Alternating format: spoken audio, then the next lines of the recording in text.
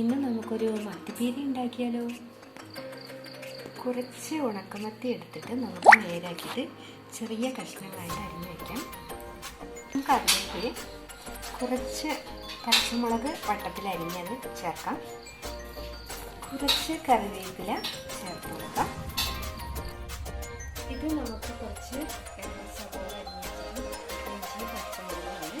ഇതും കുറച്ച് തേങ്ങ ചേർത്ത് നമുക്ക് മിക്സിയിൽ ചതച്ച് എടുത്തിട്ട് വരാം. ഇതൊന്ന് വേവിച്ചെടുക്കുന്നത് അല്പം വെള്ളം ഒഴിച്ചിട്ട് ഈ മീനും ഈ കുടമ്പുളിയും കൂടി ഒന്ന് വെന്ത് വരട്ടെ.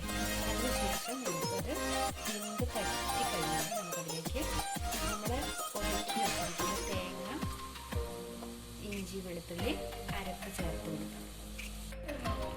ഇതിപ്പോൾ നന്നായിട്ട് തിളച്ച് വഴറ്റി വന്നിരിക്കുകയാണ്.